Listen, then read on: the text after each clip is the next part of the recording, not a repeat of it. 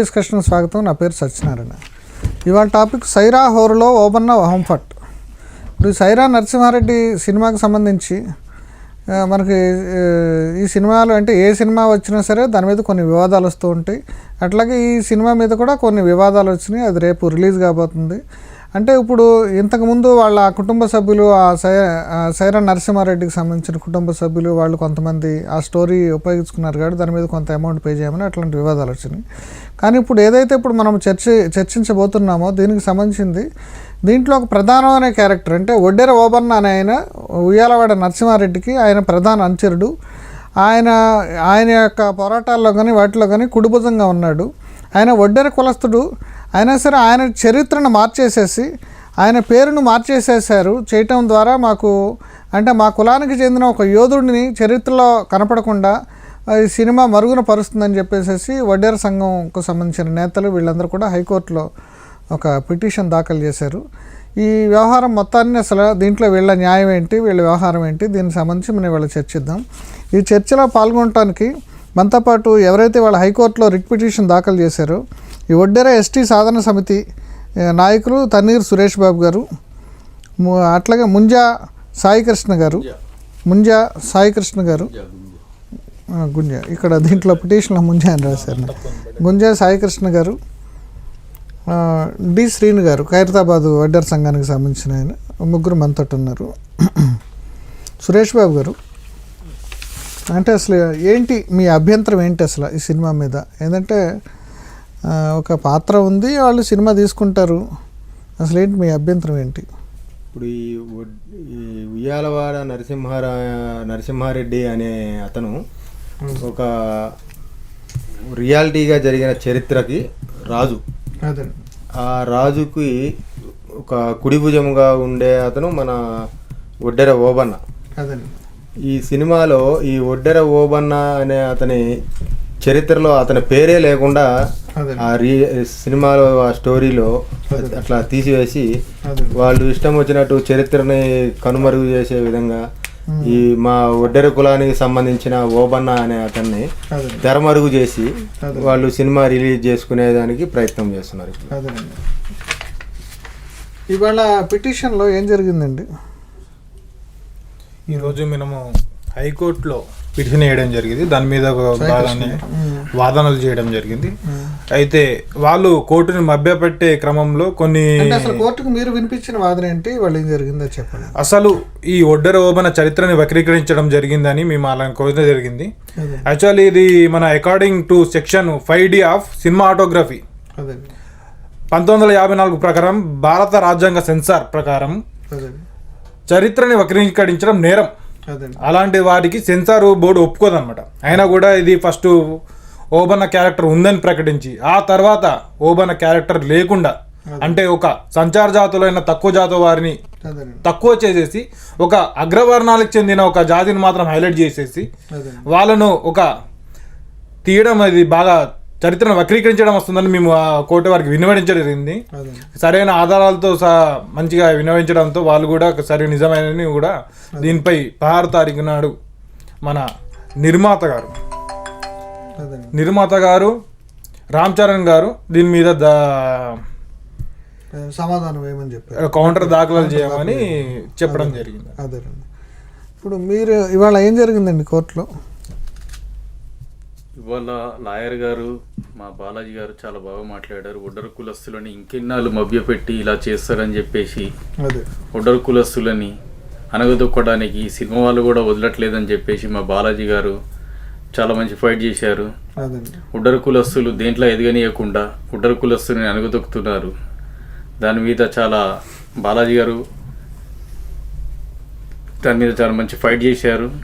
ఒడ్డర కులస్తులు ఇంకా అన్ని దాంట్లో అనగదొక్కబడుతున్నారు. ఇంకా ముందుకు వెళ్ళనీయకుండా ఈ సినిమా వాళ్ళు కూడా ప్రయత్నిస్తున్నారు. ఈ రాజకీయంలో కానీ సినిమా వల్ల కానీ కొద్దిగా ఒడ్డర కులస్తులని అనగదొక్కడానికి ప్రయత్నిస్తుంటారు. మేము ఇప్పటికైనా సరే మా ఒడ్డర కులస్తులు మా చరిత్రని ముందుకు తీసుకెళ్లాలని చెప్పి ఓబన్న క్యారెక్టర్ ఉండాలని చెప్పేసి గట్టిగా కోర్టులో కూడా వాదించడం జరిగింది. దీని మీద ఇంకా మాకు రేపు సినిమాలకు ఇట్లా మా ఒడ్డర్ కులస్తుల గురించి, మా ఓబన్న గురించి క్యారెక్టర్ లేకపోతే ఆంధ్రలో కానీ, కర్ణాటక కానీ, తమిళనాడులో కానీ ఉద్యమాన్ని ఉధృతం చేస్తారని చెప్పేసి మేము కోరుకుంటున్నాం. అదేనండి. బాలాజీ గారు ఉన్నారు, అడ్వకేట్ గారు. బాలాజీ గారు సార్ చెప్పండి. హలో హలో హలో బాలాజీ గారు సార్ చెప్పండి సార్. సార్ నమస్తే అండి. అదే నేను నిన్న కూడా మీతో మాట్లాడాను కదా, నేను స్నేహ టీవీ నుంచి. అదే ఇవాళ అసలు ఈ కేసుకు సంబంధించిన వివరాలు, మీరు అడ్వకేట్ కాబట్టి, అంటే వీళ్ళు మామూలుగా సంఘం తరఫున పోట్లాడే ఉద్యమకారులు, అంటే ఈ కేసుకు సంబంధించిన పూర్తి వివరాలను మీరు చెప్తే మొత్తంగా కూడా మన ప్రేక్షకులకు విషయం అర్థమవుతుందండి. అసలు అభ్యంతరం ఏంటి, చరిత్రలో ఏం రాశారు, వీళ్ళు ఏం సినిమా వేశారు, కొంచెం డీటెయిల్డ్గా కేసు చెప్పండి. మీరే పిటిషన్ ఏం వేశారు? ఇప్పుడు ముఖ్యంగా 1805 నుంచి 1847 వరకు ఈ ఉయ్యాలవాడ నరసింహారెడ్డి గారి చరిత్ర ఉంది. ఈ చరిత్రలో మనకు 2 పుస్తకాలు ముఖ్యంగా ప్రాచుర్యంలో ఉన్నాయి. ఒకటి వచ్చేసి మన పాలేగాడు అనే పుస్తకం ఒకటి, తర్వాత సూర్యచంద్రులు అనే పత్రిక ఉంది. దీంట్లో ఈ యొక్క బుక్స్ లో క్లియర్ గా నరసింహారెడ్డి గారికి ఎంత ఇంపార్టెన్స్ ఉందో అదే విధంగా ఒడ్డే ఓబయ్యకు కూడా అంతే ఇంపార్టెన్స్. ఎందుకంటే ఈ ఒడ్డే ఓబయ్య అక్కడున్న మిలిటరీ అంతా కూడా హెడ్ గా ఉండి సైన్యాన్ని కంట్రోల్ చేస్తూ ఈయనకి సహకరిస్తూ చరిత్రలో ఆయన విజయాలకు అన్ని యుద్ధాల్లో కూడా సహకరిస్తూ ఉండేవాడు. అయితే ఈ ఒడ్డే ఓబయ్య పాత్రని తమిళనాడుకు చెందిన ఈ విజయ్ సేతుపతి నటిస్తున్నాడు అని చెప్పి వీళ్ళు డైరెక్టర్ గాని, ప్రొడ్యూసర్ గాని, తర్వాత చిరంజీవి గాని వీళ్ళందరూ కూడా మీడియాకి ఇచ్చారు షూటింగ్ మొదలు పెట్టేటప్పుడు. అయితే ఇప్పుడు వాళ్ళు ఏం చేస్తున్నారంటే రాజా పాండే అనే ఒక క్యారెక్టర్ ని ఈ ఒడ్డే ఓబయ్య ప్లేస్ లో రీప్లేస్ చేసి, ఈ రాజా పాండే అతను తమిళనాడు నుంచి వచ్చాడు, ఆయన ఈ యొక్క నరసింహారెడ్డి గారికి అనుచరుడుగా ఉండి ఆయనకు హెల్ప్ చేశాడు అని చెప్పి ఈ ఒడ్డే ఓబయ్య పాత్రని చరిత్రలో లేకుండా చేయాలనే కుట్ర ఈ రోజు ప్రొడ్యూసర్స్ చేస్తున్నారు. అదే విధంగా ఏదైనా ఒక చారిత్రక సినిమా చేసేటప్పుడు ఆ చరిత్రలో నిజాలు పరిశీలించి అది కరెక్ట్ గా ఉందా లేదా అని చూసిన తర్వాతనే ఈ యొక్క సినిమాటోగ్రఫీ యాక్ట్ ప్రకారము వాళ్లకు సెన్సార్ సర్టిఫికేట్ ఇవ్వాలా. ఈ section 5B of the cinematography act ప్రకారము ఎవరికైనా సెన్సార్ సర్టిఫికేట్ ఇచ్చేటప్పుడు ఈ సినిమా అని ప్రజలు చూడాల్సిన సినిమానా కాదా, చరిత్రని వక్రీకరించారా లేదా అని చూడాల్సిన బాధ్యత ఈరోజు సెన్సార్ బోర్డు మీద ఉంటుంది. అయితే ఈ సెన్సార్ బోర్డు వీటన్నింటినీ కూడా కాదని చెప్పి వీళ్లకు బెనిఫిట్ చేసే విధంగా వీటన్నింటినీ కన్సిడర్ చేయకుండా చరిత్రని వక్రీకరించినా కూడా ఈ సెన్సార్ బోర్డు సర్టిఫికేట్ ఇవ్వడము ఇల్లీగల్ అని చెప్పి ఈ రోజు కోర్టులో పిటిషన్ వేయడం జరిగింది. అయితే రామ్ చరణ్ తరఫున ఏదైతే కొడిదల ప్రొడక్షన్స్ కి ప్రొడ్యూసర్ గా వ్యవహరిస్తున్న నిరంజన్ రెడ్డి గారు అపేర్ అయ్యి మేము ఈ యొక్క ఒడ్డే ఓబయ్య క్యారెక్టర్ ని కంటిన్యూ చేస్తున్నాము అని కోర్టు వారికి చెప్పడం జరిగింది. అయితే కోర్టు వారు మీరు ఓవరాల్ గా చెప్పడం కాదు, ఖచ్చితంగా కౌంటర్ వేయండి, ఈ యొక్క సినిమాలో ఒడ్డే ఓబయ్య పాత్ర ఉంది అంటున్నారు కాబట్టి మీరు కౌంటర్ వేయండి అని చెప్పి వాళ్ళకు డైరెక్షన్ ఇచ్చారు. అయితే వెకేషన్స్ తర్వాత ఈ కేసును పోస్ట్ చేశారు. కాబట్టి ఏదైనా సరే ఈ యొక్క జడ్జిమెంట్ కోర్టు ద్వారా వచ్చే జడ్జిమెంట్ మనందరికీ కూడా, సినిమా ఇండస్ట్రీకి అందరికీ కూడా ఫ్యూచర్ లో ఇట్లాంటి చరిత్రను వక్రీకరించి తీసే ప్రొడ్యూసర్లందరికీ కూడా ఒక చెంపపెట్టు లాగా అవుతుంది అనేది నా ఉద్దేశం. అంటే ఇవాళ ఇమీడియట్ రిలీఫ్ మీరు అసలు ఏమైనా అడిగారా అండి ఇవాళ? అసలు అంటే రేపు సినిమా వస్తుంది కదా, ఆపమని కానీ అట్లా ఏమన్నా ఆపండి అంటే వాళ్ళు ఏమన్నారు అంటే ఆల్రెడీ ఒకే ఒక పాత్ర ఉంది అని చెప్పారు కాబట్టి, ఉంది అన్నప్పుడు సినిమా ఆపడంలో అర్థం లేదు కాబట్టి సినిమా చూసిన తర్వాత మీరు కౌంటర్ వేయండి, మీరు కూడా ఏమైనా అబ్జెక్షన్స్ ఇస్తే వేయండి అని చెప్పి అన్నారు. కాబట్టి ఈ రోజు సినిమా అయినా కూడా ఒకే ఓబయ్య పాత్ర దాంట్లో ఉంటే కూడా ఈ రోజు మా పిటిషనర్స్ కానీ వాళ్ళకి కానీ ఎటువంటి అభ్యంతరం లేదు. సినిమాని ఆపాలా అనేది ముఖ్య ఉద్దేశం కాదు, సినిమాలో ఒకే ఓబయ్య పాత్రని కంటిన్యూ చేయాలా అనేదే మా యొక్క పిటిషనర్స్ యొక్క వాదన. కాబట్టి ఒకే ఓబయ్య పాత్ర కంటిన్యూ అయితే మాత్రము డెఫినెట్ గా దాన్ని హర్షించాల్సిన విషయమే. అదే విధంగా ఒకే ఓబయ్య పాత్ర సినిమాలో లేకుండా చేస్తే మాత్రము కోర్టులో డెఫినెట్ గా వాళ్ళకి వ్యతిరేకంగా ఆర్డర్ వస్తుంది. ఈ యొక్క సెన్సార్ బోర్డు ఏదైతే ఇచ్చిన నిర్ణయము తప్పుడు నిర్ణయముగా కోర్టు తీర్పు ఇచ్చే అవకాశం కూడా ఉంటుంది. అసలు ఈ వడ్రే ఓబయ్య పాత్ర దీంట్లో లేదనే విషయం మీకు ఎట్లా తెలిసిందండి? అంటే సినిమా చూడలేదు, సినిమా రాలేదు. ఎందుకు అంటే ఇప్పుడు వాళ్ళు వికీపీడియాలో వాళ్ళు పబ్లిష్ చేశారు. అదే విధంగా చిరంజీవి గారు ప్రెస్ నోట్ ఇస్తూ ఆయన మాట్లాడుతున్న వీడియో కూడా వైరల్ అవుతుంది. అందులో క్లియర్ గా చెప్పాడు ఏంటంటే ఈ యొక్క పాండి అనే వ్యక్తి తమిళనాడు నుంచి వచ్చాడు, అతను యొక్క క్యారెక్టర్ విజయ్ సేతుపతి చేశాడు, అసలు అద్భుతంగా ఉంది ఆ క్యారెక్టర్ అని చెప్పి. అయితే ఫస్ట్ లో ఏమో ఒట్టే ఓబయ్య క్యారెక్టర్ అతను చేస్తున్నాడని వీళ్ళే ఇచ్చారు, ఇప్పుడేమో అది ఒట్టే ఓబయ్య కాదు రాజా పాండిగా వీళ్ళే చెప్తున్నారు. కాబట్టి ఈ కాంట్రవర్షియల్ స్టేట్మెంట్స్ వల్ల ఈ రోజు మేము ఈ పిటిషన్ వేయడం జరిగిందని ఈ రోజు కోర్టు వారికి కూడా మేము చెప్పడం జరిగింది. అంటే ఇప్పుడు ఒక బలహీన వర్గాలకు సంబంధించిన ఒక వ్యక్తి యొక్క తన వారసత్వాన్ని కానీ, తన శౌర్యం కానీ, తన పోరాట పట్టుని కానీ, నేను ఒకటే ఏం చెప్పానంటే కోర్టుకి, నేను వాళ్ళు కమర్షియల్ గా డబ్బు సంపాదించుకోవడం కోసము తమిళనాడు వ్యక్తిని ఈ రోజు ఒట్టే ఓబయ్యగా పోర్ట్రేట్ చేస్తే బిజినెస్ బాగవుతుంది అని చెప్పి కోట్ల రూపాయలు దండుకుందామనే ఒక దుర్బుద్ధితో ఈ విధంగా చేశారు అని చెప్పినప్పుడు వాళ్ళు ఇలా కాదు అంటే నేను ఒకటే చెప్పా, ఈ రోజు ఒట్టే ఓబయ్య అనే వ్యక్తి బీసీ బ్యాక్వర్డ్ క్లాస్ సంబంధించిన వ్యక్తి కాబట్టి చరిత్రలో లేకుండా చేస్తున్నారు. నరసింహారెడ్డి గారికి ఎంత ఇంపార్టెంట్ ఉందో అంతే ఇంపార్టెంట్ ఈ యొక్క ఒట్టే ఓబయ్య కూడా ఉంది. ఒట్టే ఓబయ్య చరిత్రలో లేకపోతే నరసింహారెడ్డి అనేవాడు కూడా లేడు.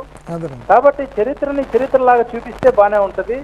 అదే వీళ్ళు సినిమాని చరిత్ర కాకుండా మిగతా సోషల్ మూవీస్ చేసుకుంటే మాకేం అభ్యంతరం లేదు. కాబట్టి ఈ రోజు చిరంజీవి అంత బాధపడితే ఈ రోజు డబ్బులు తిన్నాడు, ఎక్కువ బిజినెస్ కోసం వీళ్ళు ఈ విధంగా చేస్తున్నారు అని ఒక చిన్న కామెంట్ కి మీరు బాధపడితే, ఈ యొక్క ప్రతి ఒక్క ఒడ్డెర కులస్తుడు ఈ రోజు ఆ ఒట్టే ఓబయ్య వాళ్ళ నాయకుడైన ఒట్టే ఓబయ్యని సినిమాలు లేకుండా చరిత్రలు లేకుండా చూపించినందుకు వాళ్ళు ఎంత బాధపడాలి. ఈ రోజు ప్రజలందరూ కూడా ఒట్టేర్లందరూ కూడా రాష్ట్రంలో ఎస్పీని తర్వాత కలెక్టర్ని కలిసి అందరూ రోడ్ల మీదకి వచ్చారు. కాబట్టి ఇట్లాంటి వాళ్ళ మనోభావాలను దెబ్బతీసే విధంగా సినిమా చేయడం అనేది కరెక్ట్ కాదు అని చెప్పి మేము కోర్టుకి చెప్పడం జరిగింది. అంటే బలహీన వర్గాలకు సంబంధించిన వ్యక్తి యొక్క గ్లోరీని అంటే ఒక రాజవంశానికి చెందిన వ్యక్తితోటి హైజాక్ చేశారంటారు ఇప్పుడు మీరు. అంతే కదా, డెఫినెట్ గా అంతే. ఇప్పుడు చరిత్రలాగా చూపించాలి. ఈ రోజు ప్రతి ఒక్కరికి ఒక చరిత్ర ఉంటది. ఆ చరిత్రలో ఉన్న ఒక నాయకుడిని ఈ రోజు అంబేద్కర్ ని ప్రతి ఒక్కరు పొగడాల్సిందే, అతని యొక్క చరిత్రలో అతని యొక్క స్థానాన్ని అందరూ ఒప్పుకోవాల్సిందే. ఆ విధంగా ఒట్టే ఓబయ్యని కూడా ఒప్పుకోవాల్సిందే. ఒట్టే ఓబయ్య అనే చరిత్రలో లేడు అని చెప్పి ఎట్లా? ఇప్పుడు కొమరం భీమ్ ఉన్నాడు, ఆ కొమరం భీమ్ని మంచి పెద్ద హీరో పెట్టి సినిమా చేయమని చేయరు. అంటే దళితులు బీసీ ఎస్టీలకు సంబంధించిన నాయకులు వీళ్ళు ఒప్పుకోరు.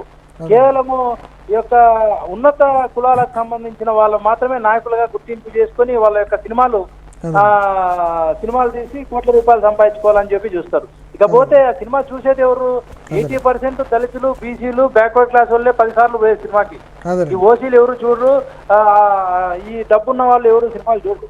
కాబట్టి ఈ బీసీ సెంటర్ లోనే వాళ్ళ కలెక్షన్ కూడా బాగా వచ్చేది. కాబట్టి వీటన్నింటినీ కూడా దృష్టిలో పెట్టుకొని ముందు రాబోయే రోజుల్లో కూడా ఇట్లాంటి సినిమాలు చేసేటప్పుడు జాగ్రత్తగా హిస్టరీని పరిశీలించి అందులో ఉన్న సత్యాన్ని అసత్యాన్ని గమనించి సినిమాలు చేస్తే బాగుంటుందని అనుకుంటున్నాను. మరి అంటే అట్లాంటప్పుడు బలహీన వర్గాలకు సంబంధించిన వాళ్ళ చరిత్రలో వీటికి సంబంధించి అంటే బలహీన వర్గాలకు చెందిన వాళ్ళే వాళ్ళు సినిమాలు తీసుకోవచ్చు కదా?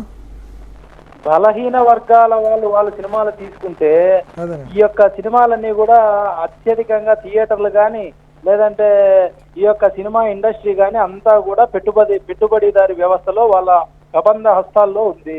సో కాబట్టి సినిమా చేసి ఎవరైనా సరే నాలాంటి వాడు సినిమా చేసినా దాన్ని రిలీజ్ కూడా చేయకుండా మధ్యలోనే తొక్కేసే కుట్రలు కూడా జరుగుతున్నాయి. సో ఇవన్నీ కూడా మనము చూస్తూ ఉన్నాము. ఇట్లాంటి పరిస్థితుల్లో బలహీన వర్గాల వాడు కనీసం అన్నం కూడా తినలేని పరిస్థితిలో ఉన్న వాళ్ళు సినిమాలు చేసి రిలీజ్ చేసే స్థాయికి ఇంకా ఎదగలేదు. అంటే బహుజన వర్గాల్లో కొంతమంది ఇప్పుడు ఏంటంటే మంచి ఉద్యోగాల్లో ఉన్నారు, మంచి పొజిషన్స్లో ఉన్నాళ్ళు ఉన్నారు. అటువంటి వాళ్ళు ఇప్పుడు మీడియా వైపు కానీ సినిమాల వైపు కానీ వాళ్ళు కొంత పెట్టుబడులు పెట్టి రిస్క్ చేయొచ్చు కదా? డెఫినెట్గా చేయాలండి. రాబోయే రోజుల్లో మారుతుంది, పరిస్థితులు కూడా మారుతాయి. వచ్చే రోజుల్లో అందరూ కూడా ఈ సమాజ స్థాపనం కోసము, ఈ సోషల్ జస్టిస్ కోసము ప్రతి ఒక్కరూ అందరూ కూడా మనం పనిచేయాలి. వాటికి సంబంధించి రాబోయే రోజుల్లో మార్పులు కూడా వస్తాయని చెప్పి నేను ఆశిస్తున్నాను. ఓకేనండి, థ్యాంక్ యూ అండి. లైన్లోకి వచ్చి మీరు మొత్తం మీ కేసు హిస్టరీ అంతా చెప్పినందుకు థ్యాంక్ యూ అండి. ఇప్పుడు విన్నారు కదా, ఇప్పుడు అంటే ఇప్పుడు నేను చెప్పినట్టు ఇప్పుడు ఎవరి సినిమాలు వాళ్ళు తీసుకోవచ్చు కదా? ఎవరి సినిమాలు వాళ్ళు తీసుకునేదానికి ఇప్పుడు ప్రజెంట్ మన ఒడ్డెరల్లో ఏ రోజుకి ఆ రోజు పని చేసుకుంటే కానీ పూట గడవని పరిస్థితి ఉంటుంది. అదే ఎవరైనా కానీ కొంతమంది డబ్బు సంపాదించిన వాళ్ళు ఉంటారు కదా. 95% ఏ రోజుకి ఆ రోజు పని చేసుకుని తినేవాళ్ళే ఉన్నారు మా ఒడ్డెర కులంలో. ఒక్క 5% ఉన్నారు అంటే వాళ్ళు ఒక్క రాష్ట్రంలో ఇప్పుడు హైదరాబాద్ ఉంది, హైదరాబాద్లో ఒక 2-3 ఉంటారు. మిగతా వాళ్ళు నెల్లూరులో ఒకళ్ళు, ఒంగోలులో ఒకళ్ళు, పోతే ఈ పక్కన వరంగల్లో ఒకళ్ళు, కరీంనగర్లో ఒకళ్ళు, ఇట్లా అన్ని పెద్ద పెద్ద సిటీల్లో సెటిల్ అయి ఉంటారు. వాళ్ళంతా కలవటం జరగదు, ఈ విధంగా కలిసి మాట్లాడుకోవడం జరగదు. ఈ పని చేసుకునే వాళ్ళే 10 మంది కలిసి ఒక చాట కూర్చొని పని చేసుకునే విధంగా చేసుకుంటూ ఉంటారు ప్రతిరోజు. అంటే సామాజిక మార్పు రావాలి కదా అంటున్నా నేను. ఇప్పుడు ఏంటంటే అసలు ఈ చిత్ర పరిశ్రమ అనేది కొన్ని వర్గాలు కొన్ని దాంట్లో ముడిపడింది కాబట్టి పడింది, అది అందరికి తెలిసిన విషయమే. కొత్త వారిని కూడా రానివ్వని పరిస్థితి, వచ్చినా కూడా తొక్కిస్తారు. ఒకవేళ చిన్న సినిమా ఉన్నా కూడా సినిమాలో కూడా అసలు ఆడనివ్వకుండా థియేటర్లు లేవు అసలు. ఎందుకంటే వాళ్ళ డిస్ట్రిబ్యూటర్లు వాళ్ళే ఉన్నారు. అసలు థియేటర్లు కూడా ముఖ్యంగా కొందరు హీరోలు, పెద్ద హీరోల దగ్గరనే తీసుకొని, ఒకవేళ చిన్న సినిమాలు బాగున్నప్పటికీ కూడా పెద్ద సినిమా రిలీజ్ అయితే దానికి మళ్ళీ థియేటర్లు ఉండవు, అవి మళ్ళీ వెళ్ళాల్సిందే. పెద్ద థియేటర్లో మాత్రం పెద్ద కలెక్షన్లో మాత్రం కరెక్టే. కానీ ఇప్పుడు చాలా మార్గాలు ఉన్నాయి. ఇప్పుడు ఏంటి, కొన్ని నెట్లో రిలీజ్ చేస్తున్నారు, ఇంటర్నెట్లో రిలీజ్ చేస్తున్నారు. అంటే నేను అనేది ఏంటంటే, మనం ఎంతసేపు వాళ్ళ అన్యాయానికి గురవుతున్నామని చెప్పేసి పద్దాక ఆక్రోషం వ్యక్తం చేసే దాని బదులు మనం ఈ ఏదో బలహీన వర్గాలకు చెందిన వాళ్ళు ఎవరైనా సరే ఎందుకని ప్రయత్నం చేయకూడదు అంటే ఈ నేపథ్యం, అంటే ఈ బ్యాక్గ్రౌండ్లో చెప్పినట్టు నెట్లో రిలీజ్ చేసేది ఇవన్నీ షార్ట్ ఫిల్మ్స్ లెక్క ఉంటాయి. పెద్ద కూడా ఇప్పుడు వచ్చినాయిలేండి, హాట్ స్టార్ అవన్నీ వచ్చినాయి. అవన్నీ 4G ఫోన్లు, పెద్దవి ఫోన్లు. ఒక్కో ఫోన్ 15,000 20,000 పెట్టి కొనుక్కుంటే చెప్పట్లా. అంటే ఒక చొరవ అనేది నేను చెప్పేది ఏంటంటే, మనం ఎంతసేపు అగ్రవర్ణాలు చేస్తున్నారు. ఎందుకంటే వాళ్ళు కూడా చాలా మంది డబ్బులు పోగొట్టుకున్న వాళ్ళు ఉంటారు. రిస్క్ బిజినెస్లో, సినిమా బిజినెస్లో చాలా రిస్క్ ఉంటుంది. అంటే మనం అంటే మీకు అన్యాయం జరగటం ఈ సినిమా సంగతి అట్లా ఉంచితే, అంటే చైతన్యం అనేది ఏదో మనం రోడ్ల మీదకి వచ్చి మనం పరిగెత్తి జెండాలు చేసి వాడిని వీడిని తిడతాం కాదు కదా. అంటే రిస్క్ మనము చేయాలి. ఇప్పుడు వడ్డెర పనిలో ఉన్న రిస్క్ మరి ఆ రోజుల్లో వాళ్ళు ఎంత రిస్క్ చేశారు. ఇప్పుడు మీ పూర్వీకులు ఎవరైనా ఉంటే వాళ్ళు చేసిన దాంట్లో, ఇందాక మేము గూగుల్లో ఫోటోలు పెద్ద ఇది పెట్టి గుణపం పెట్టి కొడతారు కదా, అది గుణపం కదా, ఐ మీన్ సుత్తి పెట్టి గన్ను పెట్టి కొడతారు కదా, అట్లాంటి ఫోటో ఒకటి కూడా కనపడలే మాకు.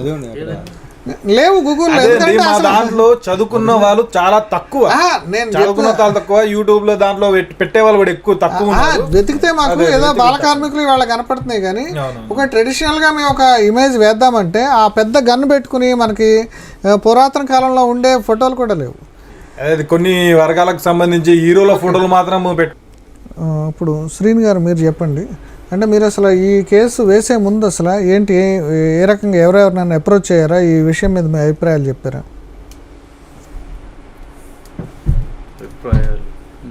అంటే ఎవరికైనా మీ అభ్యంతరాలు, అంటే అధికారులకు కానీ లేకపోతే ఎవరికైనా మీ అభ్యంతరాలు రిప్రజెంటేషన్ అవి అని ఇచ్చారా? మేము సిఎన్జి ఆఫీస్ కూడా వెళ్ళి అక్కడ కూడా ఫైల్ లేదు. ఒక నిమిషం మళ్ళీ మాట్లాడుతుంది ఫోన్. ఇది తమ్మిశెట్టి చక్రవర్తి గారు అండి, ఏపీ బీసీ ఫెడరేషన్ నాయకులు. ఆయనతో ఫోన్ తీసుకున్నాం. చక్రవర్తి గారు చక్రవర్తి గారు నమస్కారం అండి, అక్కడ ఉన్న ప్యానల్ అందరికీ నమస్తే అండి. ఇప్పుడు ఈ ఉయ్యాలవాడ నరసింహారెడ్డి సినిమా మీద మీ అభ్యంతరం ఏంటండి? నా పేరు తమ్మిశెట్టి చక్రవర్తి అండి, Andhra Pradesh backward class federation chairman గా ఉన్నాను. శ్రీనివాస్ అండి. తమ్మిశెట్టి చక్రవర్తి. అవునండి, చక్రవర్తి గారు. ఇది ముఖ్యంగా ఏంటంటే, ఇది రియల్ స్టోరీ అని చెప్పేసి సినిమా స్టార్టింగ్ నుంచి ఎండింగ్ వరకు ఒక మభ్య పెట్టి వడ్డే ఓబన్న అనే పాత్రను కూడా సృష్టించి దాంట్లో రికార్డు వాళ్ళ చరిత్రని మేము చదివాము, చరిత్ర గురించి మేము చాలా రీసెర్చ్ చేశామని చెప్పి ఉయ్యాల నరసింహారెడ్డి సినిమాలో ముఖ్య అనుచరుడు, ముఖ్య సైనాధిపతి అయినటువంటి వడ్డే ఓబన్న పాత్రను అసలు పాత్రనే లేకుండా చేసి వాళ్ళు ఆ పాత్రకి న్యాయం చేయకుండా, అంటే కేవలం ఒక ఒడ్డెర బిడ్డ కింద చూసి, అంటే అట్టడుగు ఉన్న వర్గం కిందనే చూస్తున్నారు తప్ప ఆ పాత్రని ఎందుకు తీసేశారో మాకు ఎవరికి అర్థం కావట్లేదు. కేవలం తమిళనాడులో ఉన్నటువంటి వాళ్ళ యొక్క బిజినెస్ కోసం ఆ పాత్రను తీసేసి వక్రీకరించి వేరే పాత్రను తీసుకొచ్చారు. అంటే కుల వివక్ష కారణం అంటారా, లేదంటే వాళ్ళ సినిమా బాక్స్ ఆఫీస్? ఎందుకంటే 100% కుల వివక్ష అయితే ఖచ్చితంగా కనిపిస్తుంది. ఎందుకంటే మేము ఎన్నో రకాలుగా ప్రెస్ మీట్ లో కానీ డైరెక్ట్ గా కానీ మేము ఆల్రెడీ ఒక నోటీస్ కూడా పంపించామండి చిరంజీవి గారికి, తర్వాత వాళ్ళ రామ్ చరణ్ గారికి, వాళ్ళ చిత్ర యూనిట్ కూడా. అదేనండి. దీనిపైన క్లారిటీ ఇవ్వమని చెప్పేసి ఎన్నిసార్లు అడిగినా కూడా వాళ్ళు పట్టించుకోవడం కానీ కనీసం దాని మీద వివరణ ఇవ్వడం కానీ సాహసం చేయలేదు. అదేనండి. అంటే వాళ్ళ ఉద్దేశం ఏంటో అర్థం అవుతుంది. అదేనండి. మేము ఖచ్చితంగా, ఎందుకంటే ప్రతి చిన్న 7th క్లాస్ చదివే దగ్గర నుంచి ప్రతి ఒక్క హిస్టరీ తీసుకుంటే ప్రతి ఒక్క హిస్టరీలో ఒట్టే ఓబన్న పాత్ర ఎంత ముఖ్యమైనదో అందరికి అర్థం అవుతుంది. అలాంటి పాత్రని వీళ్ళు కేవలం వాళ్ళ యొక్క బిజినెస్ కోసమే ఆ పాత్రని వకీకరించి ఒక తమిళ హీరోని తీసుకొచ్చి తమిళ క్యారెక్టర్ కింద సృష్టించి వాళ్ళు ఆ పాత్రనే తీసేయడం అనేది చాలా విడ్డూరం. చరిత్రని చరిత్రలాగానే చెయ్యాలి. తీస్తే మాకు అభ్యంతరం లేదని చెప్పేసి ఎన్నోసార్లు కూడా చెప్తాం.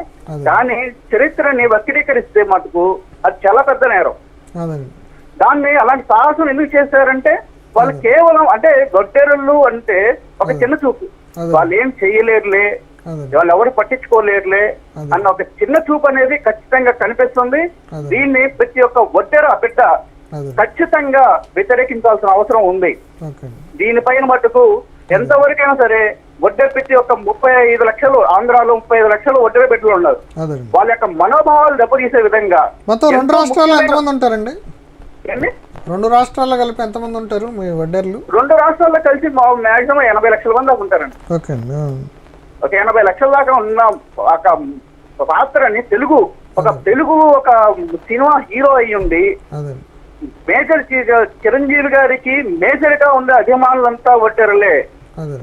అయినా కూడా వాళ్ళ భుజాన్ని మోసుకుంటున్న చిరంజీవి గారిని మేము భుజాన్ని మోస్తుంటే కానీ వాళ్ళని గుర్తించకుండా వాళ్ళని కించపరుస్తూ మొదటిసారిగా ఆ కథని వాళ్ళు క్లియర్ గా చెప్పినప్పుడు ఒట్టే ఓబన్న పాత్ర ఉంది, ఆ పాత్రని మేము అలాగే మేము ప్రజెంట్ చేస్తామని చెప్పి కూడా ఇప్పుడు దాకా పాత్రలు లేకుండా చేయడం అనేది ఎంతవరకు కరెక్ట్? దాని మీద క్లారిటీ కూడా ఇవ్వమని అడుగుతున్నాం. క్లారిటీ ఇవ్వకుండా వాళ్ళు ఏం చెప్తుంటారు, డైరెక్ట్ ఏదైనా పోస్టులు ఎలా పెడుతున్నారంటే ఆ పాత్ర అలాగే ఉంటది కానీ తమిళ్లో మటుకు మేము పాత్రనే మారుస్తున్నామని చెప్తున్నారు. అంటే తెలుగులో అదే ఉంటుందండి, ఉంటుందని చెప్తున్నారు. కానీ ఎక్కడ కూడా పత్రికా ముఖంగా గానీ లేదా వాళ్ళ యొక్క ప్రెస్ మీట్ లో గానీ ఏ యొక్క సామాజిక మాధ్యమాల్లో కూడా టీజర్ లో కూడా ఎక్కడా లేదు. దీని ఎంత విడ్డూరంగా ఉందంటే వాళ్ళు చేసే పద్ధతి ఎలా ఉందంటే ఒక బిజినెస్ మైండ్ చేసుకోమనండి, మాకు అభ్యంతరం లేదు. కానీ యథార్థ కాదా చరిత్ర ప్రకారం చేస్తున్నాం అని చెప్పేసి టైటిల్స్ లో కూడా పేస్తూ చరిత్రను వకీకరించడం ఎంతవరకు కరెక్ట్? దీని మీద మీరు ఏమన్నా ఆంధ్రప్రదేశ్ లో ఏదన్నా ఎవరికైనా రిప్రజెంటేషన్ ఇచ్చారండి? ఆల్రెడీ మేము హైకోర్టు మాకు ద్వారా కూడా మేము అప్రోచ్ అయ్యామండి. కానీ ముందుకు లీగల్ నోటీస్ ఇవ్వమన్నారు. ఆల్రెడీ మేము ఈ లీగల్ నోటీస్ కూడా సర్వ్ చేసాము. ఆంధ్రప్రదేశ్ హైకోర్టుని ఏమైనా అప్రోచ్ అయ్యారా? అంటే ఇక్కడ హైదరాబాద్ లో వీళ్ళు తెలంగాణ వరకు కదా వీళ్ళు ఈ హైకోర్టులో అప్రోచ్ అయ్యారు. అవును, యాక్చువల్ గా అప్రోచ్ చేయమండి. వాళ్ళు ముందు లీగల్ నోటీస్ ఇవ్వమన్నారు. మేము 26/9/2019 లీగల్ నోటీస్ ఇష్యూ చేస్తాం. లీగల్ నోటీస్ ఇష్యూ చేసినప్పుడు కూడా క్లియర్ గా చెప్పాం, మేము అన్ని రకాలుగా కూడా మీ ఎన్నిసార్లు అడిగినా కూడా మీరు దాని గురించి క్లారిటీ ఇవ్వట్లేదు. మీరు ఇవ్వకపోతే మాత్రం ఒడ్డే ఓపెన్ పాత్ర లేకుండా అయితే మటుకు 100 కోట్ల రూపాయలు డిఫర్మెంట్ సూట్ వేస్తామని చెప్పి కూడా మేము ఆల్రెడీ మెన్షన్ చేసాం. ఏమండి ఆ నోటీస్ వాళ్ళు రిప్లై ఏమైనా ఇచ్చారా? వాళ్ళు నోటీస్ కి వాళ్ళు రిప్లై ఏంటంటే మా లాయర్ గారికి చిరంజీవి గారి మేనేజర్ గారు ఫోన్ చేశారు. అప్పుడు చేసి వాళ్ళు ఏంటంటే వక్రబుద్ధి ఏదైనా సినిమాని ఏదో విధంగా రిలీజ్ చేసుకోవాలనే ఉద్దేశంతో ఆ పాత్ర ఉందండి కానీ తమిళ్లోనే మేము పేరు మార్చామని చెప్తున్నారు. అలా ఒక పాత్ర ఎలా మారుతుంది, తమిళ్లో పేరు ఎలా మారుతుంది? మీ అడ్వకేట్ తోటి మీ అడ్వకేట్ పేరేంటండి? మా అడ్వకేట్ శంకరప్ప గారండి. శంకరప్ప గారు ఈయన కర్ణాటక హైకోర్టు లాయర్ అండి. అదేనండి. ఇప్పుడు అంటే ఏపీలో కదా కేసు వేసేది మీరు? కేసు ఏపీ అండి. ఏపీ అన్ని కలెక్టరేట్లలో కూడా. మీ లాయర్ తో మేనేజర్ ఎవరు మాట్లాడారండి? ఆ పేరు నాకు ఐడియా రాలేదండి, పేరు కనుక్కుంటాను నేను. నాకు ఇందాక ఫోన్ చేశారు అలా అన్నారని. అది సార్ పరిస్థితి.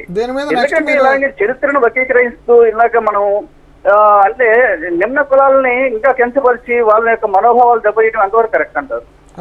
దీని మీద మరి నెక్స్ట్ ఏంటండి మీ కార్యాచరణ ఏం చేయబోతున్నారు?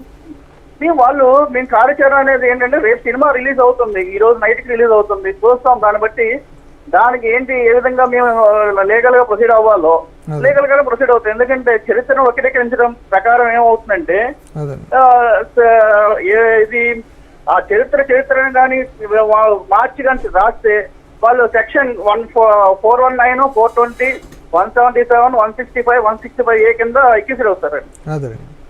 దాని ప్రకారం మేము తీసుకోవాల్సిన చర్యలు ఖచ్చితంగా మేము తీసుకుంటాం. ఓకేనండి, థ్యాంక్ యూ అండి. మీరు లైన్లోకి వచ్చి మీ కేసు వివరాలు చెప్పినందుకు. శ్రీని గారు మనం కంటిన్యూ చేద్దామండి. మీరు ఇప్పుడు హైదరాబాద్లో ఎవరెవరిని అప్రోచ్ అయ్యారు, ఏం జరిగింది చెప్పండి. మేము అప్రోచ్ అయింది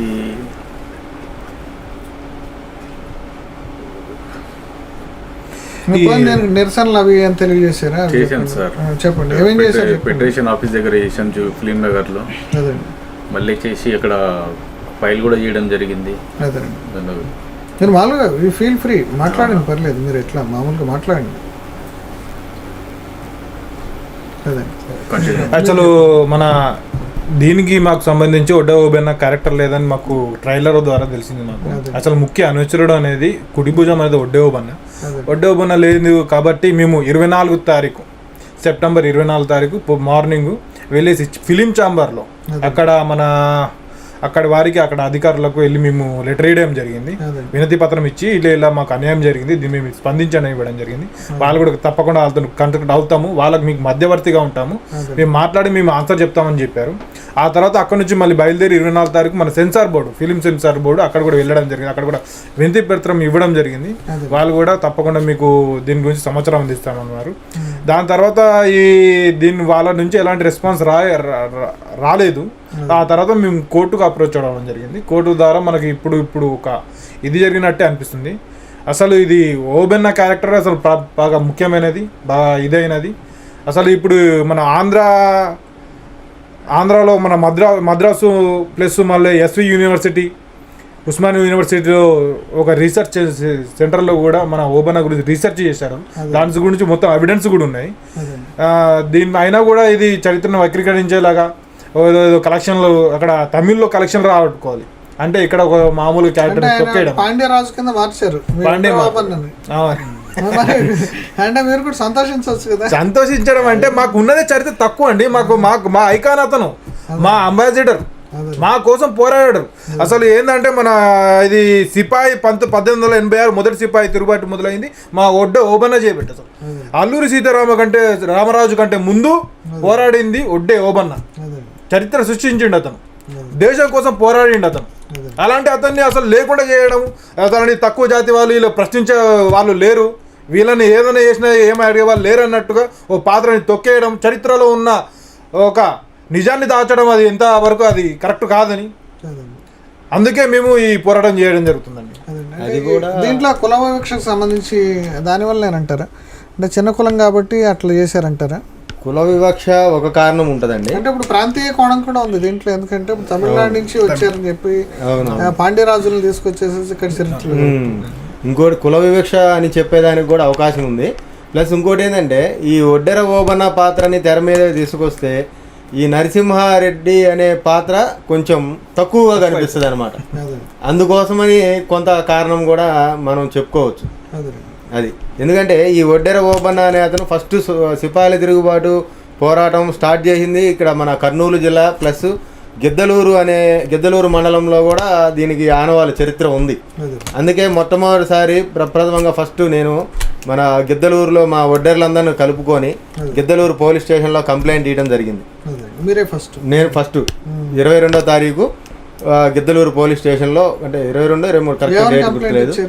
ఇది మన ఒడ్డెర ఓబన్న చరిత్రను సైరా నరసింహారెడ్డి సినిమాలో లేకుండా తీశారు అని చెప్పి ఈ రిలీజ్ ఉంటుంది కదా, మన ప్రీ రిలీజ్ ఉంటుంది కదా ఆల్రెడీ, దాంట్లో అసలు ఎక్కడా కనిపించలేదు మన ఒడ్డెర ఓబన్న పాత్ర అనేది.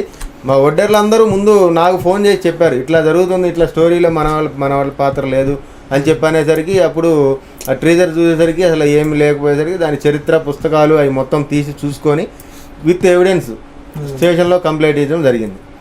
సో అక్కడ మనకి టైంకు సిఐ గారు అందుబాటులో లేకపోవడం, అక్కడ ఉన్న ఎస్ఐ ఎవరో వాళ్ళతోటి మేము ఒక మీట్ అయ్యి ఆ కంప్లైంట్ ఇచ్చి అంతటితోటి ఆగితే ఇంకా మనం కులానికి మనం ఇంకా న్యాయం చేసుకోలేము, ఏదైనా మన కులము వడ్డెర కులస్తులను ఇకనైనా ఒక ఏకతాటిపై తీసుకొచ్చి ఆంధ్ర తెలంగాణలో ఉన్న వడ్డెర్లందరినీ ఒకే తాటిపైకి తీసుకొచ్చి అందరూ యూనిటీగా కలిసి ఉండాలని చెప్పని ఈ విధంగా చేయడం జరిగింది. ఓకే అండి.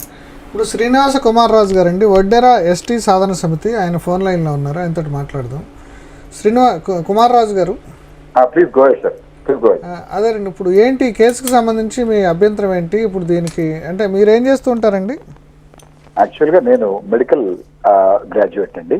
మెడికల్ కంటెంట్ రాస్తుంటాను నేను. వడ్డెర కులంలో ఈ మధ్య యాక్టివ్ గా తిరుగుతున్నాం మేము. వడ్డెర్ల ఎస్టీ సాధన సమితి అని ఒక సమితిని స్థాపించాం మాకు ఎస్టీ సాధించడం కోసం, వడ్డెర్ల కోసం. ఇప్పుడు ఈ గతంలో కూడా నేను స్టూడియో కూడా వచ్చాను, టీవీ స్టూడియో కూడా. ఇప్పుడు ఈ కేసు ముందుగా మీకు ధన్యవాదాలు అండి, ముందుగా మీకు ధన్యవాదాలు. ఈ విషయాన్ని ప్రజలకి తెలియజేస్తున్న దానికి ముఖ్యంగా ముందు థ్యాంక్స్ చెప్తున్నాను.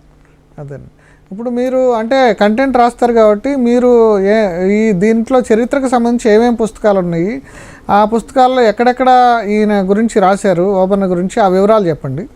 క్లుప్తంగా చెప్తానండి మీకు. చెప్పండి. యాక్చువల్గా ఈ విషయం జరిగినప్పుడు 1847లో నరసింహారెడ్డి గారి తలని తీసి అక్కడ కోయిలకుంట ప్రధాన ద్వారం దగ్గర పెట్టి 30 సంవత్సరాలు ఆయన అట్లాగే పెట్టారండి అక్కడ. అంటే అక్కడ ఎందుకు చెప్తున్నానంటే కథకు సంబంధం ఉంది కాబట్టి. 30 సంవత్సరాలు ఎవ్వరు కూడాను ఆ పేరు ఎత్తడానికే భయపడుతున్న సమయంలో, ఈవెన్ వాళ్ళ వంశస్థులు వాళ్ళు కూడా భయంగానే ఆయన గురించి చెప్పుకున్న సమయంలో, ఈ పిచ్చకుంట్ల వాళ్ళు, పాటలు పాడేవాళ్ళు, చిన్న కులాల వాళ్ళు ఎవరైతే ఉన్నారో ఉపాధిలాగా దాసరోళ్ళు, వీళ్ళందరూ కూడా వీటిని కలెక్ట్ చేసి వాళ్ళ దగ్గర పెట్టుకున్న ఇన్ఫర్మేషన్ ని 1920s టైంలో ఒకతను ఎక్స్ట్రాక్ట్ చేశారండి. ఆ తర్వాత 1960s ఆ పీరియడ్ లో డాక్టర్ తంగిరాల సుబ్బారావు గారు అని చెప్పి ఆయన వీరగాథలు అంటే బ్యాలెట్స్ కలెక్ట్ చేస్తున్నప్పుడు వెస్ట్ యూనివర్సిటీ తిరుపతి నుంచి అతను ఈ ప్రాంతంలో పర్యటించి సుమారుగా 1 సంవత్సరం పాటు పర్యటించి ఈ కథను అతను కలెక్ట్ చేశారండి. ఓకే, సో ఇది ఎందుకు చెప్తున్నానంటే ఈ కథలో దీనికి ఉన్న ఇంపార్టెన్స్ అంతా కూడా జస్ట్ నాట్ ఫ్రమ్ హిస్టరీ అండి, ఇన్స్క్రిప్షన్స్ లాంటివి. అది చిన్న ప్రాంతం అండి, ఒక 66 విలేజెస్ కి అతను పాల్గాడు. కానీ అతను ఏంటంటే ఎదుర్కొన్నాడు. అప్పుడు మనకి నేషనలిజం లేదండి, ఇంకా స్వతంత్ర పోరాటం అని నార్త్ లో ఉన్న బెంగాలీస్ వీళ్ళంతా ఎవరు లేరు ఇప్పుడు కథలో. అప్పుడు ఉన్నదంతా ఎవరంటే పాలెగాళ్ళు ఈస్ట్ ఇండియా కంపెనీకి అగ్నెస్ట్ గా పోరాటం చేశారు. దాన్ని కుంపని అంటారు, అక్కడ తెలుగులో కుంపని అంటారు, కంపెనీ కూడా అనలేరు ఆ టైంలో. అక్కడ ఆ ప్రాంతంలో వీళ్ళు తిరుగుబాటు చేసినప్పుడు ఆ కథ ఎక్కడి నుండి వస్తుందండి?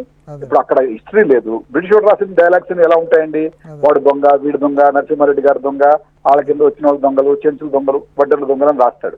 అది కాకుండా వీళ్ళు దాచిపెట్టిన కథే ఈ కథ. ఈ కథని సుబ్బారావు గారు తీసుకొచ్చి పుస్తక రూపంలో రేనాటి సూర్యచంద్రుడు అని మెయిన్ అదే పెద్ద పుస్తకం. దాని నుండి చాలా పుస్తకాలు వచ్చాయి. అంటే ఇప్పుడు ఒక నిమిషం అండి, అంటే ఇప్పుడు రేనాటి సూర్యచంద్రులు అనే పుస్తకానికి కూడా ఈ మీరు చెప్పే ఆ చిన్న జాతులు, పిచ్చగుంట్ల వాళ్ళందరూ వాళ్ళు కలెక్ట్ చేసిన ఓరల్ హిస్టరీ, అంటే ఈ మధ్యకాలంలో ఓరల్ హిస్టరీ అనే దానికి కూడా మీకు తెలిసే ఉంటుంది, ఇంపార్టెన్స్ పెరిగింది. అంటే రికార్డ్ చేయమని చెప్తున్నారు. యుఎస్లో కూడా ఇప్పుడు ఓరల్ హిస్టరీ అనేది ఒక కొత్త సాంప్రదాయం వచ్చిందండి. అంటే ఈ మౌఖిక చరిత్ర అనేది అంటే సోర్స్ నుంచి కలెక్ట్ చేసి దానిలో నుంచి మనం చరిత్రను రాయటం అనేది. ఎందుకంటే ఇప్పుడు మీరు చెప్పినట్టు ఏ కులం వాళ్ళు రాస్తే లేదంటే ఎవరు రాస్తే వాళ్ళకి అనుకూలంగా రాసుకుంటున్నారని అదొక ట్రెడిషన్ వచ్చిందండి. అంటే ఇప్పుడు మీరు చెప్పిన దాన్ని బట్టి చూస్తే ఆ ఓరల్ హిస్టరీ ట్రెడిషన్ నుంచి అసలు యాక్చువల్గా ఈ కథ వచ్చింది అనేది అనిపిస్తుంది. Exactly correct sir. యాక్చువల్గా తను సుబ్బారావు గారితో ఇంటర్వ్యూ చేశాను, నేను పంపిస్తాను ఆ క్లిప్పింగ్స్. చెప్పండి. అతను క్లియర్ గా చెప్తున్నాడు అసలు వాళ్లే కనుక ఈ వంశవృక్షాలన్నీ కలెక్ట్ చేసి నోటా పాడకపోతే రాయలసీమలో మీకు తెలుసు కోలాటాలు, బుర్ర కథలు అవన్నీ ఇప్పటికి కూడా నేను నాది ఇన్ఫాక్ట్ ఐఎమ్ ఫ్రమ్ కడప అండి, ఐ బిలాంగ్ టు కడప. ఆ చుట్టుపక్కల జరిగిన కొన్ని సంఘటనలు కూడా నాకు తెలుసు, కొంచెం దగ్గర ఉండి తిరిగి తెలుసుకున్నాను కొన్ని విషయాలు. సో అలా వచ్చిన దాన్ని ఇవాళ డిస్క్రెడిట్ చేయడానికి ఏదో ఇన్స్క్రిప్షన్స్ కావాలో లేదా గెజెట్స్ కావాలో అని మాట్లాడితే దట్ ఈస్ రాంగ్ అండి. If you go to any village in మీరు కుందు నది తీరులో రేనాటి ప్రాంతంలో ఎక్కడ పోయి అడిగినా సరే ఈ విషయంలో ఒక్కరు విభేదించినా సరే it's challenge that I will say sorry to everyone. అక్కడ ఉన్న మనుషులు ఒక్కరు విభేదించిన వడ్డ ఓబన్న గారు కానివచ్చు లేదా గోసాయి వెంకన్న గారు వీళ్ళంతా లేకుండా నరసింహారెడ్డి లేరని ఏ కంటెంట్ వాళ్ళ వంశస్థులే చెప్పారండి. వీడియోస్ ఉన్నాయి, ఆన్ రికార్డ్ ఉన్నాయి. ఇప్పుడు ఓబన్న గారి తాలూకు అక్కడ ఎవరన్నా ఉన్నారండి? ఎగ్జాక్ట్లీ, మంచి ప్రశ్న వేశారండి. దీనికి నేను వివరణ ఇవ్వాలనుకుంటున్నాను. ఇప్పుడు చూడండి, అతను ఎవరు మన నరసింహారెడ్డి గారు పాలెగాడు. అతనికి వంశస్థులు ఉన్నారు, 3 భార్యలు ఉన్నారు, అతనికి అప్పటికే కోట ఉంది. సర్వైవ్ అయ్యారు కొంతమంది ఆయన ఫ్యామిలీలో అతనికి ఎదురు తిరిగి ఆయన గురించి ఇన్ఫర్మేషన్ పాస్ చేసి ఆయన అలా ఇరికించారు. సో అక్కడ తను సర్వైవ్ అయ్యాడు. కానీ ఇక్కడ చూడండి, మీరు ఒక చిన్న విషయం చెప్తాను, ఇక్కడ మీరు కొంచెం అర్థం చేసుకోవడానికి ట్రై చేయాలి. కొన్ని తెగల్ని బ్రిటిష్ వారు 1870 ప్రాంతంలోనే సిటీ యాక్ట్ కింద అంటే క్రిమినల్ తెగలని ముద్ర వేశారు. ఓకే, ఆ తెగలు మీరు గమనించండి ఒకసారి. ఆ తెగలు ఎవరున్నారంటే ప్రధానంగా వడ్డర్లు ఉన్నారు. ఓకే, అన్ని రాష్ట్రాల్లో అలా ఉన్నదానికే వీళ్ళని ఎస్సీ ఎస్టీలో చేరుస్తున్నారు. అన్ని రాష్ట్రాల్లో మాకు లేదు, ఇక్కడ ఆంధ్రప్రదేశ్ లో తెలంగాణలో, అది వేరే విషయం, పక్కన పెడతాము. ఇక్కడ మీరు గమనిస్తే అంటే వడ్డర్లు కూడా నేరస్తు కులాల కింద కేటగరైజ్ చేశారంటారా? వీళ్ళంతా వృత్తి చేస్తారు కదా, అంటే ఈ స్టోన్ బ్రేకింగ్, క్వారీయింగ్ వీటికి సంబంధించి చేస్తారు కదా, వాళ్ళని దొంగల కింద దాంట్లో చేర్చారంటారా? Exactly, that's the problem sir. ఇప్పుడు హిస్టరీ గురించి అన్ఫార్చునేట్లీ ఎవరికి తెలియదు. ఇప్పుడు మనకి 1857 నుంచి తెలుసు, కానీ దాని ముందు జరిగింది, ఎస్పెషల్లీ ఇప్పుడు ఈ నేర తెగలకి ఏం జరిగింది అనేది ఒక సబ్జెక్ట్ అండి. ఇట్స్ బిగ్ వాల్యూమ్ యాక్చువల్గా చెప్పాలంటే టైం పడుతుంది. బట్ వడ్డర్ని కూడా దాంట్లో కేటగరైజ్ చేశారు. ఇక్కడ ఇంట్రెస్టింగ్ ఆస్పెక్ట్ ఏంటంటే నల్లమల ఫారెస్ట్ లో కానీ, తర్వాత రేనాటి ప్రాంతంలో కానీ, నొస్సంలో కానీ ఎక్కడైనా సరే అతని వెనక ఉండి నడిపించిన వాళ్ళంతా చెంచులు, బోయలు, వడ్డర్లు, ప్రధానంగా వడ్డర్ల సైనికులు కూడా వడ్డర్ ఓబన్న వీళ్ళు ఉన్నారు. కాబట్టి ఇలాంటి వాళ్ళందరినీ అప్పుడు ఏం చేశారంటేనండి, జస్ట్ నాట్ పనిషింగ్, వీళ్ళందరినీ ఐడెంటిఫై చేసి సిటీ యాక్ట్ కింద వీళ్ళందరినీ పెట్టేసిన తర్వాత వాళ్ళని ఎక్స్టర్మినేట్ చేశారు. అంటే some people were sent to Andaman jail, some people were killed. అట్లాంటి పరిస్థితుల్లో వడ్డే ఓబన్న ఫ్యామిలీ ఎలా సర్వైవ్ అవుతుందో నేను ప్రశ్నిస్తున్నాను చరిత్రకారులు. ఇప్పుడు ఇతను కాబట్టి వీళ్ళది ఏదో కొంచెం బయటపడింది, కొంచెం ఒక భార్య పిల్లలు, వీళ్ళు ఒక చాలా కథలు ఉన్నాయండి. వడ్డే ఓబన్న గారు అంటే బ్రిటిష్ వాళ్ళ కాలంలో కూడా ఇప్పుడు ఎవరైతే ఆయన ఇప్పుడు రెడ్డి కాబట్టి ఆయన పట్ల సాఫ్ట్ కార్నర్తో బ్రిటిష్ వాళ్ళు ఉన్నారు. అంటే వీళ్ళు కింద కులం కాబట్టి వీళ్ళందరినీ మొత్తంగా కూడా పూర్తిగా సఫా చేసేసారని చెప్తారు మీరు? అంతేనండి. ఇప్పుడు మనం ఒక శరీరంలో ఒక భాగానికి బ్లడ్ సప్లై కట్ చేస్తే ఆ భాగం చచ్చిపోతుందండి. అలాగే ఇప్పుడు ఈ రెడ్డి గారికి సపోర్ట్ చేస్తుంది ఎవరండి? నల్లమల్ల కావచ్చు, ఇక్కడ కావచ్చు, పక్కన నిలబడి గుర్రం దగ్గర, ఇంటి దగ్గర, అన్ని దగ్గర కాపలా కాస్తుంది ఎవరు? వీళ్ళే కదా. ఇప్పుడు వీళ్ళందరి సపోర్ట్ తీసేస్తే రెడ్డి గారు వాళ్ళు డైరెక్ట్ గా రాసిన మాట కూడా ఉందండి, వీళ్ళందరినీ ముందు గోసాయి వెంకన్న గారిని, వెబ్బర్ని వీళ్ళందరినీ వేసేస్తే తప్ప రెడ్డి గారిని ఏం చేయలేమని బ్రిటిష్ గెజెట్ లోనే రాసింది.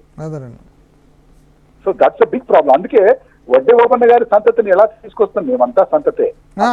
సంతతి ఓకే, అంటే అక్కడ ఎవరన్నా ఉన్నారా అని అంటే విత్ క్యూరియాసిటీ అడుగుతున్నాను, అవుట్ ఆఫ్ క్యూరియాసిటీ. మీరు అడగడంలో తప్పులేదండి.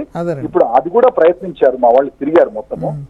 ఆయన వంశస్థులు కానీ లేదంటే ఆయన దాయాదులు కానీ ఆయనకి సంబంధించిన వాళ్ళు కానీ అంటే అట్లా ఎవరు లేరండి. డిస్టెంట్ రిలేటివ్స్ ఎవరో క్లెయిమ్ చేస్తున్నారండి. బట్ ద ఫ్యాక్ట్ ఈజ్ అతన్ని ఫ్యామిలీని కానీ అతన్ని కానీ ఏరేరి చంపేశారనేది అక్కడ లోకల్ గా నానుడేది. ఓకే అండి. అలాంటప్పుడు పూర్తిగా నష్టపోయిన వ్యక్తి కదండి అతని గురించి ఎవరు చెప్తారండి? మనమే చెప్పాలి, వాళ్ళు తెలిసింది చెప్పాలి. చెప్పడం కూడా తప్పంటే ఎలా? అదేనండి. ఇప్పుడు ఫైనల్గా మీరు ఏం ఆశిస్తున్నారండి నిర్మాతల నుంచి కానీ, లేదంటే కోర్టు మీకు ఏ రకంగా న్యాయం చేయగలదు అనుకుంటున్నారు? ఈ రెండు చెప్పేసేయండి. కోర్టు వారిని ముందు గౌరవిస్తూ వాళ్ళని సవినయంగా అడిగేది ఏంటంటే అండి, ఇప్పుడు చరిత్ర గురించి ఇప్పుడు మీరు అడిగారు ఇందాక, వడ్డర్ కులాన్ని కూడా వీటిలో వేశారా అని చెప్పి మీరు అడిగారు. అట్లాగే కోర్టు వారికి కూడా ఎంత తెలుసో ఈ కథ గురించి నాకు తెలియదు. వాళ్ళు ఒక కమిషన్ వేయాలండి, ఒక కమిటీని వేయాలి, కనీసం వేసి ఫ్యాక్ట్ ఫైండింగ్ మిషన్ చేయాలండి. ఏమి నిజంగా వడ్డర్ ఉన్న పాత్ర ఎంత ఉంది, ఏమిటి, ఎందుకు ఇలా అర్పేకించబడింది, ఆర్కియాలజీ డిపార్ట్మెంట్స్, హిస్టరీ డిపార్ట్మెంట్స్ వీళ్ళందరికీ కూడా ఒక రైడర్ వెళ్ళాలండి, ఒక నోటిఫికేషన్ వెళ్ళాలండి. వెళ్ళి ఇవన్నీ తీసుకొచ్చిన తర్వాత చరిత్రలో ఇంట్లో చెప్తాను కదండి, well sung heroes and unsung heroes. Well sung heroes ఉన్నారు చాలా మంది, చరిత్రలు రాశారు, వాళ్ళే రాసుకున్నారు, చదివారు, అప్పుడు వాళ్ళే చదువుకునే వాళ్ళు కూడా, ఇప్పుడు అందరూ చదువుతున్నారు కదా చరిత్రలు కూడా. ఇప్పుడు అన్సంగ్ హీరోస్ గురించి కూడా బయటికి రావాలనేది నా ప్రశ్న అండి. ఇప్పుడు అన్సంగ్ హీరోస్ కు సంబంధించిన సినిమాలు కూడా ఈ అన్సంగ్ క్యాస్ట్లు ఎవరైతే ఉన్నారో మీ బోటాలు తీసుకోవాలిగా.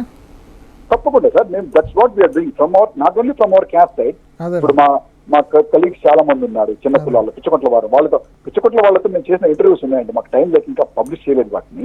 ఎవరైతే బ్యాలెట్స్ పాడారో వాళ్ళతో ఇంటర్వ్యూస్ మా దగ్గర ఉన్నాయి. వాళ్ళందరి పరిస్థితి కూడా అలాగే మించుమించు వాళ్ళని పట్టించుకునే వాళ్ళ సినిమా వస్తుంది, సంగ్రాల సుబ్బారావు పేరు వేస్తారు, అది డౌట్ ఆయనకే ఉంది. వీళ్ళందరి పేర్లు ఎవరు వేస్తారండి అక్కడ? పాడిన వాళ్ళు, తిరిగిన వాళ్ళు. అసలు ఇలాంటి అన్సంగ్ హీరోస్ గురించి ఎవరి క్యాస్ట్ లో వాళ్ళు చేసుకుంటే మంచిదండి. ఎందుకంటే అన్ని క్యాస్ట్ లో అందరూ కవర్ చేయాలంటే కాదు, గవర్నమెంట్ ఏమి వాళ్ళు ఏమి ఇనిషియేటివ్ తీసుకోరు. మనం చెప్పి మనం ప్రశ్నించి అడిగి తర్వాత ప్రజా పోరాటం కూడా చేయాలండి. దానికోసం కృషి చేయాలండి నిరంతరం. అంటే జస్ట్ పుస్తకాలు రాస్తానో లేకపోతే పుస్తకాలు చూస్తూ ఇంటర్వ్యూలు చేస్తున్నా కాదు, రేపు థియేటర్ల దగ్గర కూడా మా వాళ్ళు నిరసన వ్యక్తం చేస్తామని. ఇప్పుడు ఉయ్యాలవాడ నరసింహారెడ్డి సినిమా లాగా మీరు కూడా వడ్డేర ఓబన్న టైటిల్ తోనే డైరెక్ట్ గా సినిమా తీయడానికి ప్రయత్నం చేయొచ్చు కదా. తప్పకుండా సార్. ఇప్పుడు మా బడ్జెట్ ఎలా ఉంటుంది, ఆ నారాయణమూర్తి బడ్జెట్ లో ఉంటుంది. మేము చిరంజీవి గారికి తీయలేం కదా సార్ చేస్తే. అదే అంటే ప్రయత్నం చేయాలి కదా అంటున్నావు. అంటే కన్స్ట్రైంట్స్ ఉంటాయి. ఇందాక ఇదే ప్రశ్న ఇంకోరు అడిగారు. చూడన్నా, మా దగ్గర ఇప్పుడు బాహుబలి పార్టీకి పోటీగా తీసేంత శక్తి మాకు లేదు. ఇచ్చిన దాంట్లో మా పాత్ర మాకు ఉంటే ఇవాళ ఖండాంతరాల కీర్తి మాకు కూడా వచ్చింటది కదా మా ఓబన్న కూడా.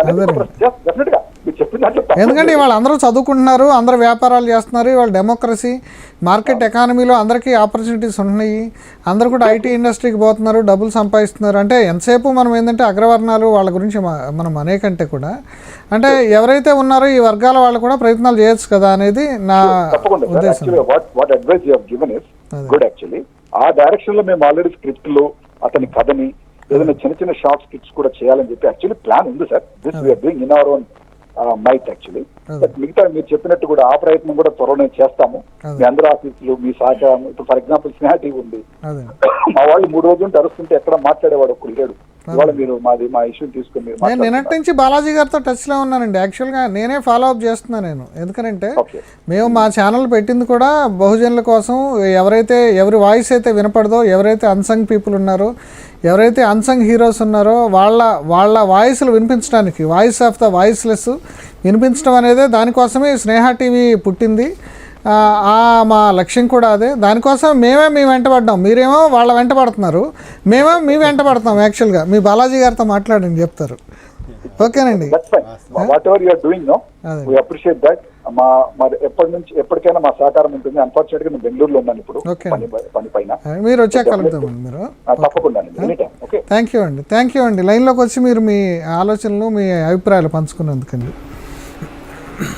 అదే ఇప్పుడు విన్నారు కదా, ఇప్పుడు దీని మీద మీ స్పందన ఏం చెప్పారు? యాక్చువల్లీ ఆయన చెప్పింది వాస్తవమే అండి. ఏంటంటే స్వతంత్రంలో పోరాటం చేసింది అసలు నిజమైన స్వతంత్ర సమరయోధులు మా వడ్డెరోలు. అసలు అదే మా వడ్డెరోలు నిజంగా స్వతంత్ర సమరయోధులు.